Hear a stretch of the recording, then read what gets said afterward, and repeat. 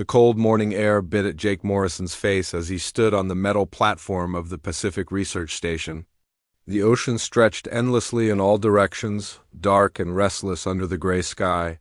He had been working here for 3 years, now studying the sea life and water quality, but mornings like this still made him feel small against the vastness of the Pacific. Jake checked his equipment one more time. The water testing kit was ready, the sample bottles were clean, and his small research boat was fueled and waiting. It was supposed to be a routine day.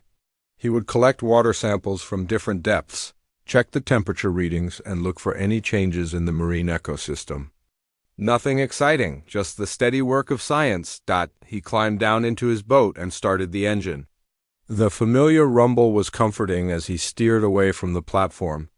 The nearest testing site was about 2 miles northwest, in deeper waters where the currents brought nutrients from the ocean floor. Jake had been monitoring this area for months, watching how the fish populations changed with the seasons. The boat cut through the waves steadily. Jake enjoyed these solo trips. Out here, away from the noise of the research station, he could think clearly. Sometimes he wondered if he had made the right choice leaving the military 5 years ago. His friends thought he was crazy to trade the excitement of the Marines for the quiet life of a marine biologist, but Jake had seen enough violence. The ocean was peaceful, predictable in its own way. As he approached the testing site, something caught his eye. There was debris floating about 50 yards to his left. At first, he thought it might be trash from a passing ship, but something about the way it moved seemed wrong. Jake changed course and headed toward it, his curiosity winning over his schedule. As he got closer, his heart started beating faster. It was not debris at all. There was a person in the water, floating face down and completely still. Jake's military training kicked in immediately. He grabbed the emergency kit and steered the boat as close as he could without hitting the figure. The person was small, maybe 5.5 feet tall, with long dark hair that floated around their head like seaweed. Jake could see it was a woman, but something was strange about her appearance. Her skin looked pale, almost blue in the dim light. She was wearing some kind of tight-fitting suit that seemed to shimmer even underwater.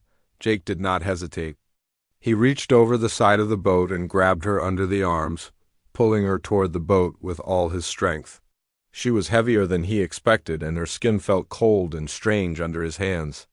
With a grunt of effort, he managed to haul her over the side and onto the deck of the boat. She was not breathing. Jake rolled her onto her back and got his first clear look at her face. His breath caught in his throat. She was definitely human-like, but her features were different. Her skin was pale blue, almost silver in some places. Her ears were slightly pointed, and there were strange lines along her neck that looked like gills. But the most unsettling thing was that she looked young, maybe in her early 20s, and she was dying. Jake checked for a pulse and found one, weak but steady. He tilted her head back and began rescue breathing, just like he had learned in the military. Her lips were cold against his, and he could taste salt water. After a few breaths, he stopped to check her response. Nothing. He continued the rescue breathing, counting the seconds between each breath. 1 Mississippi, 2 Mississippi, breathe. 1 Mississippi, 2 Mississippi, breathe. Her chest rose and fell with each breath he gave her, but she was not responding on her own. Jake looked at the strange lines on her neck more closely. They were definitely gills, opening and closing slightly with each breath he gave her. But they were not working properly in the air. She was drowning in reverse, he realized. She needed water to breathe, but she also needed air. It did not make sense. He made a quick decision. Jake started the engine and raced back toward the research station as fast as the boat would go. The woman's condition was getting worse. Her lips were turning darker blue, and her skin felt even colder. Whatever she was, wherever she came from, she was going to die if he could not help her soon. The research station had a small medical bay, with basic emergency equipment. Jake also had access to the marine biology lab, which was full of tanks and equipment for keeping sea creatures alive. Maybe he could figure out what she needed. As the boat bounced over the waves, Jake kept one hand on the steering wheel and used the other to continue rescue breathing.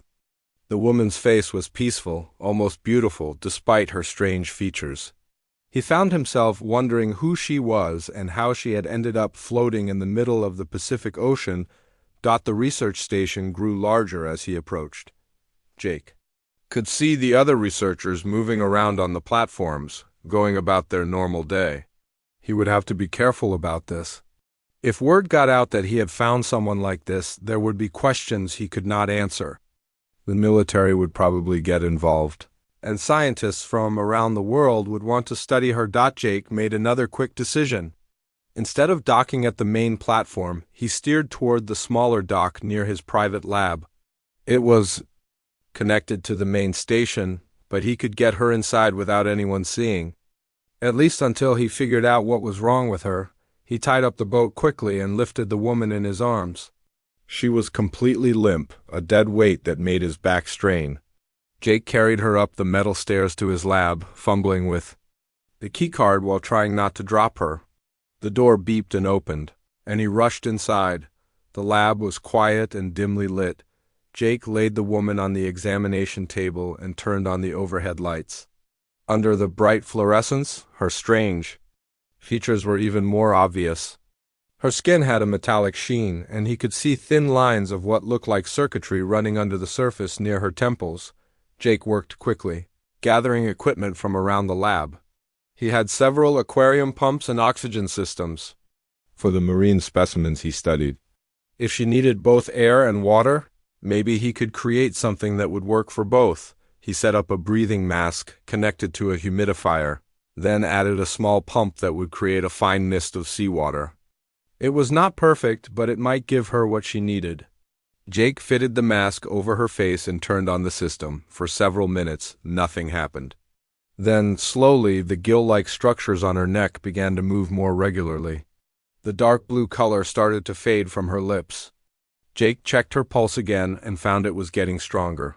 He sat back in his chair and looked at the woman on his table. She was breathing on her own now, her chest rising and falling steadily. The strange lines under her skin seemed to be glowing faintly, pulsing in rhythm with her heartbeat. Jake Morrison, marine biologist and former Marine, had just saved the life of something that was definitely not human. And he had no idea what he was going to do next. Outside, the Pacific Ocean continued its endless dance, keeping its secrets hidden beneath the waves. But one secret had surfaced, and it was about to change everything Jake thought he knew about the world. Jake spent the next 3 days checking on the strange woman every few hours. She remained unconscious, breathing steadily through the makeshift system he had created. Her vital signs were stable, but he had no idea what was normal for someone like her. The glowing lines under her skin continued to pulse, sometimes brighter, sometimes dimmer, like a heartbeat made of light. On the 4th morning, Jake arrived at his lab to find her sitting up on the examination table. She was awake, her large eyes watching him with what looked like curiosity rather than fear. Her eyes were unlike anything he had ever seen, a deep blue-green color that seemed to shift like water in sunlight. Jake stopped in the doorway, not sure what to do. The woman tilted her head and made a soft sound, almost like a question. She reached up and touched the breathing mask, then looked at him again. Jake understood she wanted it removed. He approached slowly, keeping his hands visible. She did not move away as he reached for the mask. When he lifted it from her face, she took a deep breath of regular air and seemed fine. Whatever he had done to help her, it had worked. The woman looked around the lab, taking in the equipment and the tanks of sea creatures. She pointed to herself and said something in a language Jake did not recognize. The words sounded like water flowing over stones, musical and soft. Then she pointed to him with a questioning look. Jake pointed to himself and said clearly, "Jake?" He repeated it several times, then pointed to her and waited. She seemed to understand. She placed her hand on her chest and made the same flowing sounds as before. Jake tried to repeat what she had said, but the sounds were too complex for his human tongue. She smiled at his attempt, and he was surprised to see her teeth were perfectly normal, not pointed or strange like he had expected. The woman held up her hand and made a gesture for him to wait. Then she did something that made Jake's heart skip a beat. She reached out and gently touched his forehead with her fingertips. The moment her skin made contact with his, Jake felt something incredible happen. Images flooded his mind, but not in a confusing way. They came clearly, like memories that were not his own. He saw vast oceans under purple skies, cities that floated on the surface of alien seas, and people who looked like the woman in front of him. Through this strange connection, he learned that her name was something that sounded like Zara in his language. She was from a world called Aquatica in a star system far from Earth. Her people were called the Aquari, and they had lived in harmony with the oceans of their world for thousands of years. Jake also saw flashes of something terrible, dark ships in space, explosions, and Zara's people fleeing their dying world. He saw her small ship crashing into Earth's ocean, and her struggle to survive in the water that was similar to her home but not quite right. When Zara removed her hand from his forehead, Jake sat down heavily in his chair. His mind was spinning with all the information he had just received. She was an alien, a refugee from another world. And somehow she had shared her memories with him directly. Zara watched him carefully, then touched her own forehead and pointed. To him, Jake understood she wanted to know about him too. He nodded and leaned forward, letting her place her hand on his forehead again. This time, the connection went both ways. Jake felt Zara seeing his memories. His childhood by the ocean, his time in the military, his decision to become a marine biologist. He tried to share his peaceful feelings about Earth's oceans, his love for the sea life he studied, but something unexpected happened during this exchange. As Zara touched his mind, Jake felt his own thoughts becoming clearer and faster.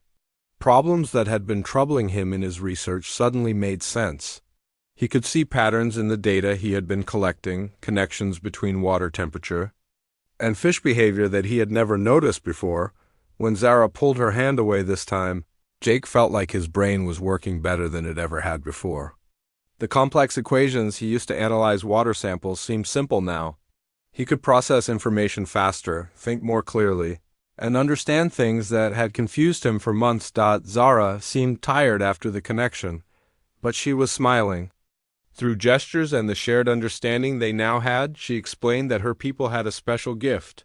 They could touch other minds and share thoughts and memories, but more than that, they could enhance the thinking abilities of other intelligent beings. Jake learned that the Aquari had been part of a great alliance of different species from across the galaxy. Each race had contributed something special to the alliance. The Aquari were the communicators and the enhancers, helping other species understand each other and work together. Over the following days, Jake spent hours with Zara learning about her people and her world. She showed him more memories through their mind connection. He saw the beauty of Aquatica, with its floating cities and peaceful underwater settlements. He saw the Aquari working with other alien species, their gifts, helping to solve problems and build technologies that no single race could have created alone. But he also saw the dark side of their story. The Alliance had been destroyed by something called the Convergence, a group of machines that consumed organic life to fuel their expansion across the galaxy. The Aquari had tried to fight, but their peaceful nature and their role as helpers, rather than warriors, had made them vulnerable. Zara was one of the few survivors. She had escaped in a small ship when her world was attacked, hoping to find other survivors or perhaps a new world where her people could rebuild. But her ship had been damaged in the escape, and she had crash-landed in Earth's ocean. Jake felt a chill when he realized what this meant. If the Convergence had followed the Aquari across the galaxy, Earth might be in danger too. Through their connection, Zara confirmed his fears. The machines were probably tracking the energy signature of her crashed ship. They would find Earth eventually, but there was hope too. Zara's gift was not just the ability to enhance minds temporarily. She could teach humans to interface with Aquari technology.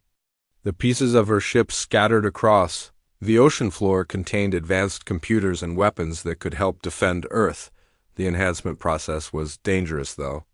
Each time Zara boosted someone's abilities, it drained her own life force. and humans who received too much enhancement could suffer permanent brain damage or death. But it might be the only way to prepare Earth for what was coming. Jake found himself in an impossible situation. He was growing close to Zara, caring about her as more than just a scientific discovery. She was intelligent, kind, and brave. Despite losing everything, she wanted to help humanity survive the threat that had destroyed her own world. But helping Earth would require Zara to use her gift repeatedly, slowly killing herself in the process.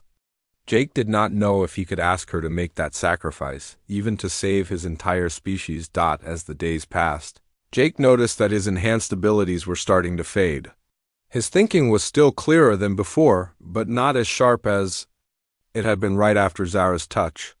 He realized that the enhancement was temporary, which meant they would need to find a way to make it permanent. If they were going to prepare for the coming threat, Zara seemed to understand his thoughts even without their direct connection. She had been thinking about the same problems. Through their shared communication, she explained that her people had never tried to make permanent enhancements before.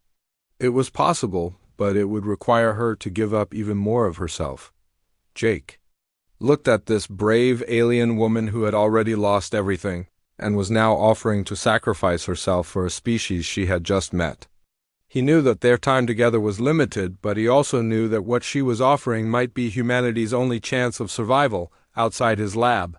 The Pacific Ocean continued its eternal rhythm, unaware that beneath its waves lay the wreckage of a ship from another world and the technology that might save or doom the planet Earth. Jake had been keeping Zara's existence secret for 2 weeks when everything changed. He had gotten comfortable with their routine of morning conversations and afternoon research sessions. Zara was learning English quickly, though she still preferred their mind-to-mind communication for complex ideas.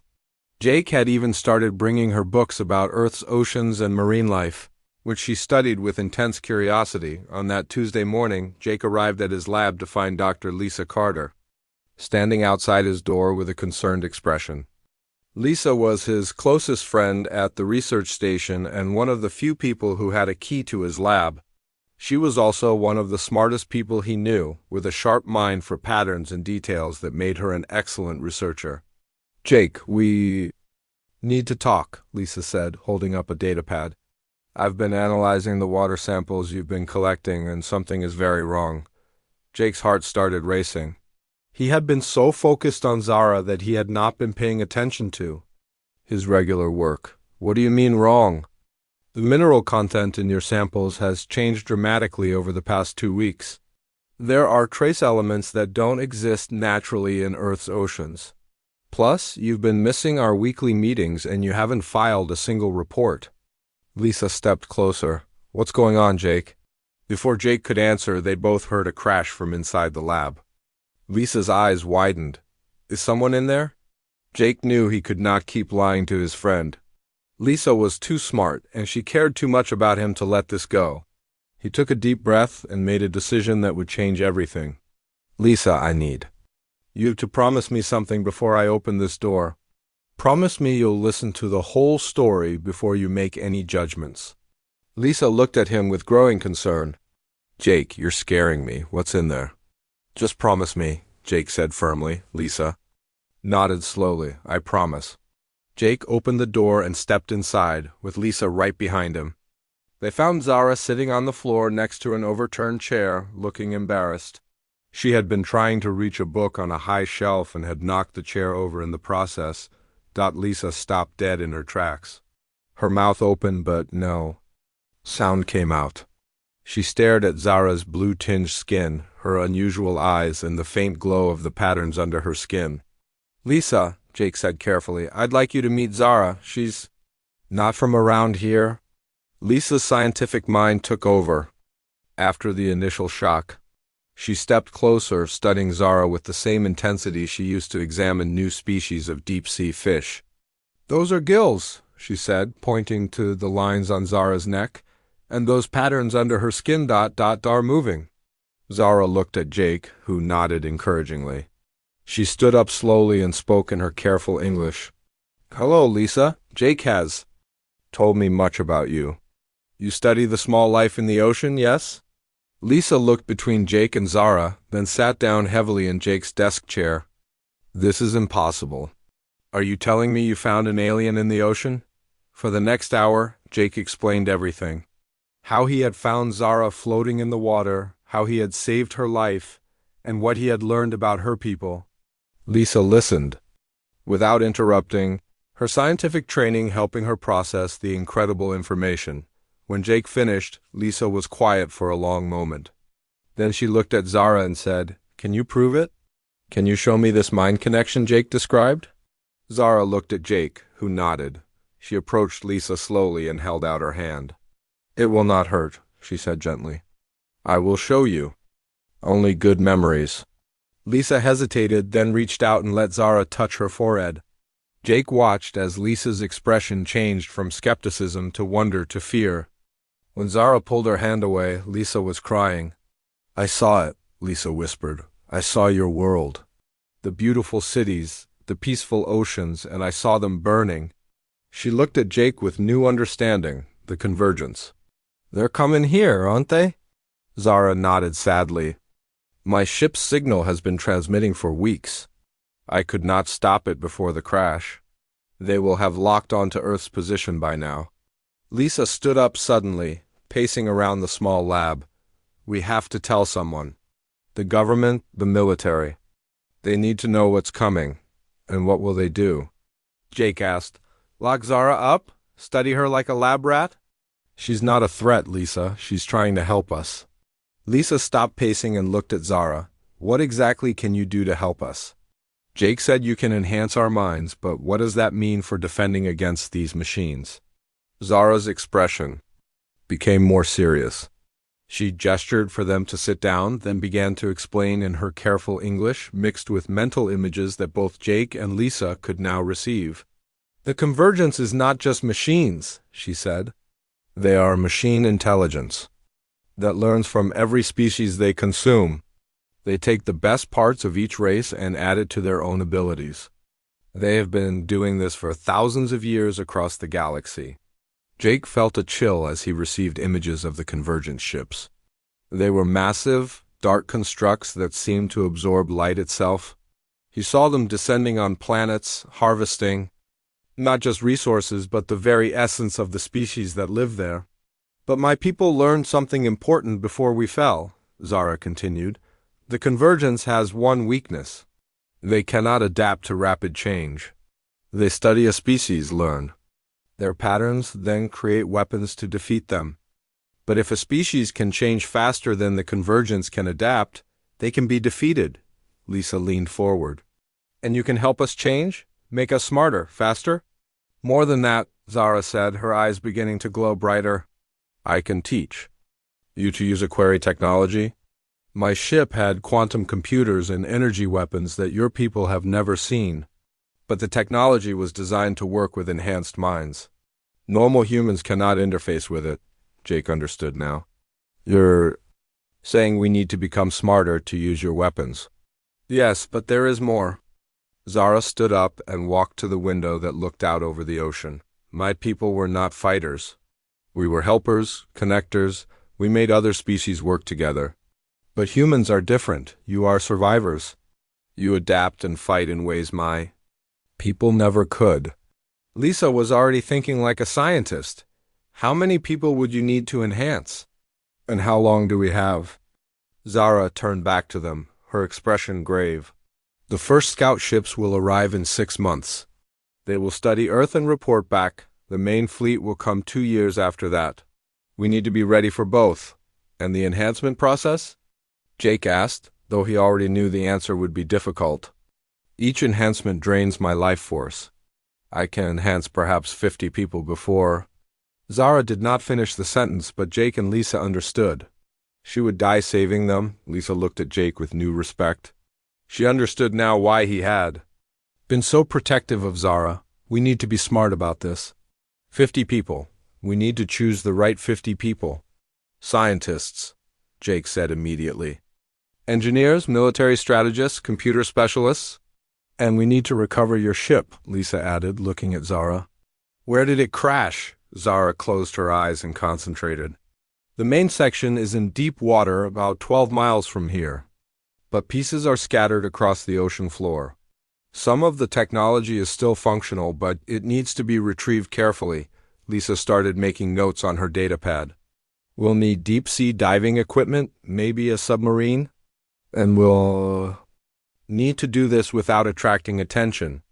Jake watched his friend transform from shocked observer to determined ally. This was what he had hoped for, but he also knew it meant their secret was growing beyond their control. There's something else, Zara said quietly. The enhancement process is dangerous for humans too. Your minds are not designed to handle the increased capacity. Some people who receive the enhancement may die or suffer permanent damage. The room fell silent as the full weight of their situation settled on them. They were asking people to risk their lives for a chance to save humanity from a threat most people did not even know existed. Jake looked at Zara, then at Lisa. We don't have a choice, do we? Lisa shook her head. No, we don't. But we need to be very careful about who we trust with this information. The wrong person could destroy everything. Outside, the Pacific Ocean looked peaceful under the afternoon sun. But Jake knew that somewhere beneath those waves lay the wreckage of an alien ship and the technology that might be humanity's only hope for survival. 3 days after Lisa discovered Zara's existence, their small secret became much bigger. Jake had been carefully planning how to approach the authorities when the decision was taken out of his hands. A military helicopter landed on the research station's main platform, and 5 people in dark suits walked straight to his lab. Admiral Susan Blake was a tall woman with steel-gray hair and eyes that seemed to see everything. She introduced herself calmly while her security team secured the building. Behind her stood Dr. Paul Rodriguez, a man Jake recognized from television as a high-ranking government science advisor. Dr. Morrison, Admiral Blake said, we need to talk about your unusual guest. Jake's heart sank. Someone had betrayed them, or perhaps the government had been watching him all along. He looked at Lisa, who seemed as shocked as he was. We've been monitoring unusual energy readings from this location for the past week, Dr. Rodriguez explained. The signature matches nothing in our databases. It's clearly not from Earth. Zara stepped forward before Jake could stop her. She had been listening from the back room and had decided to face the situation directly. I am Zara, she said in her careful English. I am the one you seek. Admiral Blake studied Zara with professional interest rather than fear. Are you responsible for the crashed object we detected on the ocean floor 12 miles from here? Yes. It was my ship. I am from another world. Zara's voice was steady, but Jake could see the worry in her eyes. Instead of treating Zara as a threat, Admiral Blake surprised everyone by sitting down and gesturing for the others to do the same. Dr. Rodriguez has been studying the energy readings from your ship's wreckage. He believes you might be able to help us understand the technology. Jake stepped protectively closer to Zara. Help you how? She's not a prisoner. No, she's not. Admiral Blake agreed. But she might be humanity's best chance for survival. Our deep space monitoring stations have detected 3 large objects entering our solar system. They're not natural, and they're not from Earth. Dr. Rodriguez opened a tablet and showed them radar images. These objects are massive, each about the size of a small city. They'll reach Earth orbit in approximately 6 months. Zara looked at the images and her face went pale. Convergence scouts. They found me faster than I expected. You know what these are? Admiral Blake asked over the next hour. Zara explained everything about the convergence, just as she had to Jake and Lisa, but this time, she was speaking to people who had the power to act on the information. Admiral Blake listened without interruption, occasionally asking for clarification. When Zara finished, Dr. Rodriguez leaned forward. This enhancement ability you described, can you demonstrate it? Zara looked at Jake, who nodded encouragingly. She approached Dr. Rodriguez and placed her hand on his forehead. Jake watched as the man's expression changed from skepticism to amazement. Incredible, Dr. Rodriguez breathed when Zara pulled her hand away. I can see solutions to problems that have been bothering me for years. The equations are so clear. Now, Admiral Blake made a decision. We're going to need a bigger team. Dr. Morrison, Dr. Carter, I'm placing you both on a classified project effective immediately. We're calling it Project Synthesis. Within a week, a secret facility was established at the research station.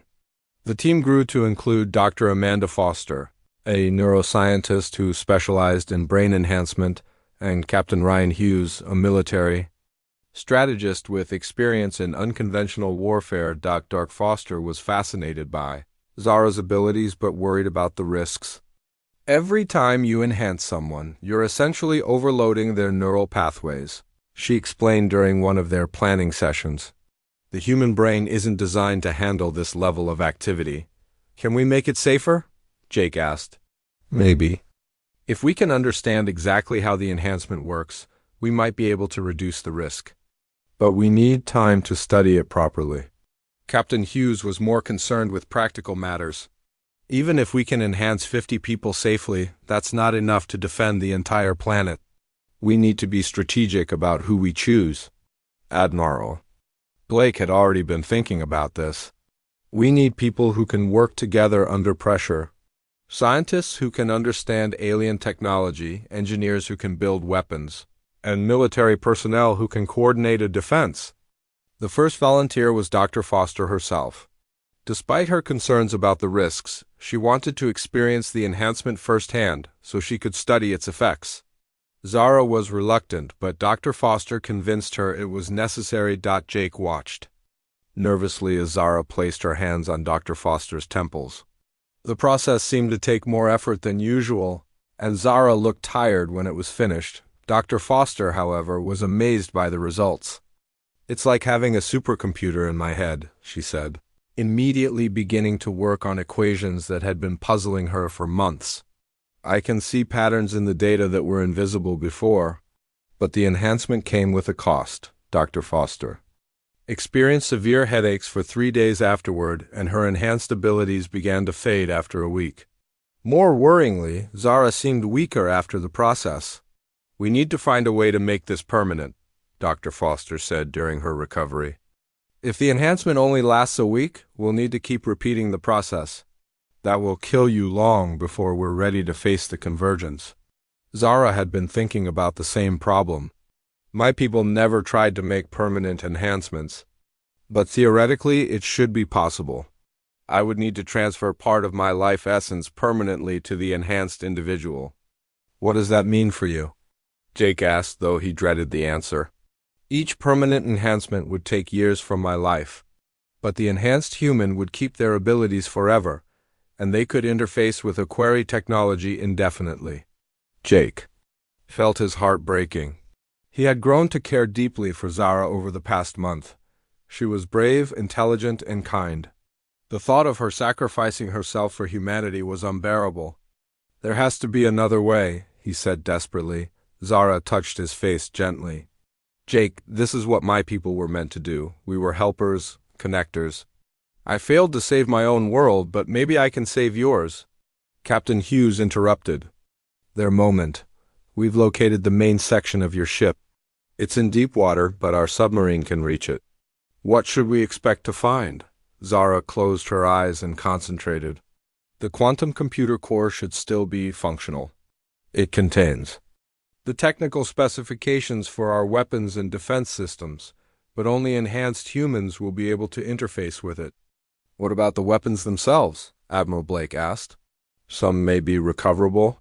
Energy weapons that can disrupt the convergence's shielding, but they will need to be adapted for human use.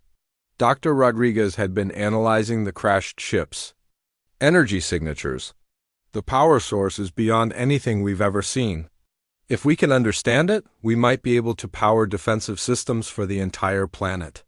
The pressure was mounting. Every day brought the convergence scouts closer to Earth. The team worked around the clock, but they were racing against time with incomplete information and dangerous experimental procedures. Jake found himself torn between his growing love for Zara and his duty to humanity. He wanted to protect her, but he also knew that her sacrifice might be the only way to save billions of lives. During a quiet moment in the lab, Zara took his hand. I know this is hard for you. It is hard for me too. But my people believe that. Every life has meaning when it helps others survive. What if we can't do it? Jake asked. What if even with your enhancements, we can't defeat the convergence? Zara smiled sadly. Then at least we will have tried. And maybe the next species they encounter will be better prepared because of what we learned. Outside, the team continued their desperate preparations. The submarine was ready to explore the crashed ship. The first group of enhancement volunteers had been selected, and plans were being made for a planetary defense system that existed only in theory, but time was running out, and everyone knew that the choices they made in the next few weeks would determine the fate of humanity. The 3 convergence scout ships arrived 2 weeks earlier than expected. Jake was working in the underwater lab when the emergency alarm started blaring across the facility. Through the thick glass windows, he could see the ocean surface turning. Dark as massive shadows passed overhead, each ship was the size of a small city, just as Zara had described. They were black as space itself, with no visible lights or markings. They moved silently through the atmosphere, creating ripples in the water below as they passed. Admiral Blake's voice crackled through the communication system. All teams to battle stations. This is not a drill. The convergence has arrived. Jake rushed to the main command center where the enhanced team had gathered. Over the past month, they had successfully enhanced 37 people, including himself. Each enhancement had taken more from Zara, leaving her weaker and paler. But the results were remarkable. The enhanced humans could interface with the recovered HFY technology as if they had been born to use it. Dr. Foster had developed a way to make the enhancements safer, though not without risk. 3 volunteers had died during the process, and 5 others had suffered permanent brain damage. But the remaining enhanced humans were like nothing the world had ever seen. They could process information at incredible speeds, operate complex alien technology, and coordinate their actions with almost telepathic precision. Captain Hughes stood at the main tactical display, his enhanced mind analyzing the convergent ship's movements. They're taking position over major population centers.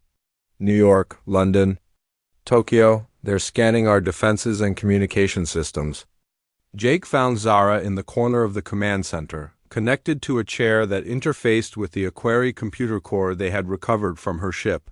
She looked exhausted, her skin almost translucent, but her eyes were focused and determined. They are learning about us, she said weakly. I can feel them probing our technology, our communication networks. We have perhaps 6 hours before they finish their analysis and call for the main fleet. Dr. Rodriguez was monitoring the alien signals. We're detecting massive data transmissions from the ships. They're sending everything they learn back to their fleet. Then we stop them now, Admiral Blake decided. Captain Hughes, are the weapon systems ready? Ready as they'll ever be, Hughes replied. We've got 12 energy weapons adapted from HFY technology, plus the quantum disruption device we built around the ship's power core. But we've never tested them against real convergence ships. Jake moved to his assigned weapon station. The quantum energy cannon was unlike anything humanity had ever built. It required an enhanced human to operate, interfacing directly with the operator's enhanced neural pathways. Jake placed his hands on the control surface and felt the weapon's power flow through his consciousness. The first attack came from the convergence ship over the Pacific. A beam of dark energy lanced down from the ship, aimed directly at the research station. Jake and the other enhanced humans reacted with superhuman speed, their weapons firing in perfect coordination. The energy beams met in the air above the facility, creating an explosion that lit up the sky. The convergence beam was deflected, but Jake could feel the strain on the weapon systems. The alien technology was incredibly powerful, but it was also draining the enhanced humans who operated it. They're adapting, Dr. Foster warned from her monitoring station. The second beam is different. They're learning how to counter our weapons. This was what Zara had warned them about. The convergence's greatest strength was their ability to learn and adapt to any threat. But humans had something the machines did not understand. They could adapt even faster. Jake felt a surge of determination that seemed to come from every enhanced human in the facility. Without speaking, they began to modify their weapons in real time, changing frequencies, adjusting power levels, and coordinating their attacks in ways the Convergence could not predict. The battle lasted for 3 hours. The enhanced humans fought with a creativity and unpredictability that frustrated the Convergence's attempts to analyze their tactics. Every time the alien ships adapted to one strategy, the humans switched to something completely different, but the strain was enormous. Several enhanced humans collapsed from exhaustion, and the Aquari technology was beginning to fail under the constant use. Jake could feel his own enhanced abilities starting to fade as his brain struggled to handle the superhuman processing demands. Then everything changed. The Convergence ship over Tokyo suddenly stopped attacking and began to withdraw. The other 2 ships followed, pulling back from Earth's atmosphere. "They're retreating," Captain Hughes said in amazement. "We did it. We actually drove them off." But Zara's voice was weak with despair. "No, they are not retreating. They have learned what they came to learn. They are returning to the main fleet to report our capabilities." Jake felt his heart sink. They had won the battle, but the war was just beginning. The main Convergence fleet would arrive in less than 2 years, and they would be prepared for everything humanity could throw at them. "How many ships are in the main fleet?" Admiral Blake asked. "Thousands," Zara replied. "More than your entire planet could handle, even with all the enhancements in the world." The command center fell silent. Everyone had known this moment might come, but the reality was still crushing. They had fought bravely and won a victory, but it might not be enough to save humanity. Then Zara did something that no one expected.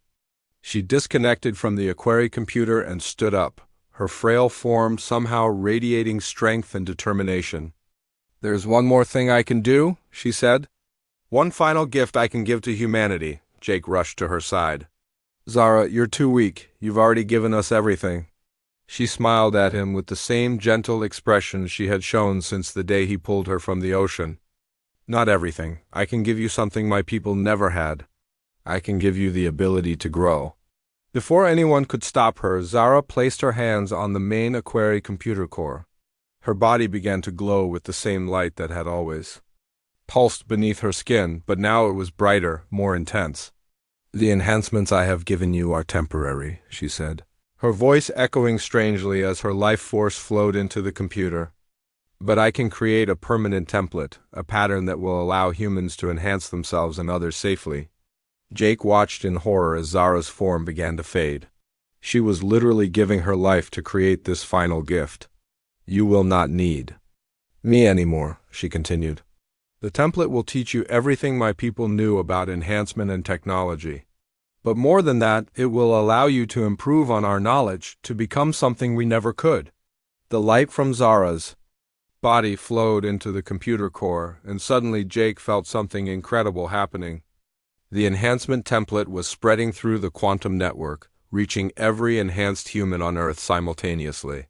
But it was not just knowledge. It was potential. Jake realized that humans would not just be able to use Aquari technology. They would be able to improve it, adapt it, and create new technologies that neither species could have imagined alone. As Zara's physical form faded away, her voice whispered one final message to Jake through their mental connection. "Remember me, but do not mourn. Use the gift to unite the survivors across the galaxy. Show them that there is hope." Then she was gone, her essence now part of the quantum computer that would guide humanity's future. Jake fell to his knees, overwhelmed by grief and by the incredible gift Zara had given them. Around him, the other enhanced humans were experiencing the same transformation. They were becoming something new, something that combined the best of human determination with Aquari wisdom. Admiral Blake's voice was quiet but firm. "We have work to do. The Convergence will return, but they're going to find humanity very different from what they expect." Jake stood up, feeling Zara's presence still with him through the quantum network. She had given them more than just technology. She had given them hope. and the ability to carry that hope to every corner of the galaxy. The war with the Convergence was far from over, but for the first time, humanity had a real chance to win. And they would fight not just for Earth, but for every species that had ever faced the darkness between the stars.